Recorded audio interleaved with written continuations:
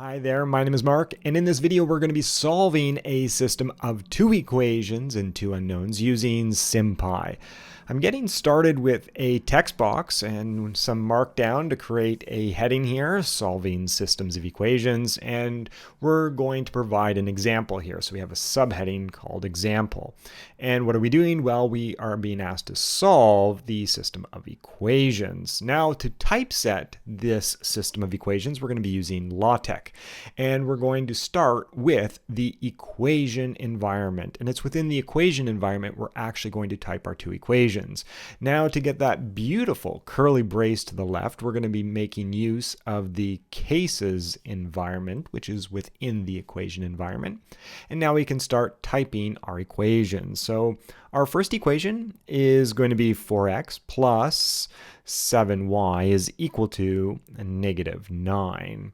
Next, we can move into our second equation, which is going to be 5x plus 8y is equal to -10. And that has been typeset beautifully for us. So now we notice that we have a variable x, and if I try to run x, it just returns that it is undefined. And in fact, if we take a look at the type of this object x, we should see that this returns that it is, well, not defined. And well, there it is. So what we want to be able to do is define x as a variable. And to do that, we're going to be making use of Sympy. So let's go ahead and import the Sympy library as SP. And this will allow me to refer to the Sympy library using SP. Now we are going to let x be defined as sp.symbols. So we have the symbols method from the Sympy library. And we will now see that x is now of type symbol, meaning that we can use it as a variable. Now we also have a variable y in our equations, so we're going to need to define that as well. Now I could write y is equal to sp.symbols and then we have a string y, but we could also just do this all in one line. So we could go x comma y and then put a space y here, and we would also be able to define y as a variable in this way. In fact, we could just show that the type of y is now also of type symbol. So now that we have our variables defined, we want to define our first equation, and I'm going to call that equation EQN1. Now, it's also possible to go back up into our cases environment, use a double ampersand, and then use the text function and call this EQN1. And while we're at it, we might as well go ahead and define our second equation as EQN2. And notice how that's been typeset beautifully to the right. So EQN1, we're going to be defining this equation using Sympy. So that is going to be sp.uppercase e lowercase q. And this method has two arguments. The first is the left expression. In our case, that is 4x plus 7y. The multiplication must be explicit. We're not going to use an equal sign, but a comma instead. And the right expression is given as the second argument, in this case, -9. Now let's go ahead and see what EQN looks like, and when that returns our equation, and now Colab actually typesets it for us automatically. Super fantastic. We're going to go ahead and define our EQN2 using sp.uppercase e lowercase q. That is important.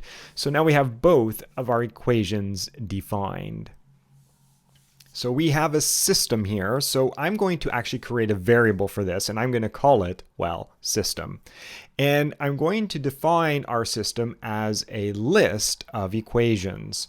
So creating a list here with our square brackets, and the first element in our list is going to be EQN1, and the second is EQN2. Now, if I return this, nothing happens. All I've done is defined a list of equations. But if I return system, I can see that my equations are returned within the list. But notice that they are not typeset. What's really cool now is that I can actually index my list called system. So the element at position 0 in the list is EQN1, and notice that it's typeset there. And I could also index the equation at position 1 in the list, which is our second equation. So now that we got a system, we want to be able to solve it. And to do that, I'm going to actually define yet another variable, and I'm going to call this my solution set. Now, the function here from Sympy is called linsolve for solving systems of equations that are linear equations. And here it has 3 arguments. The first is the system itself, then the variables for which we'd like to solve for. And you can see now when I return this, nothing happens. I need to ask it to return solution set. And there it is. We get the solution set, the x and the y values that make both of our equations true at the same time. And this is returned as a solution set and as an ordered pair. Now, instead of just putting system as the first argument of linsolve, you could also just give this the list containing EQN1 and EQN2, and it would perform the same way. I just liked having that extra variable of system. So there you have it, solving a system of 2 equations, 2 unknowns with Sympy.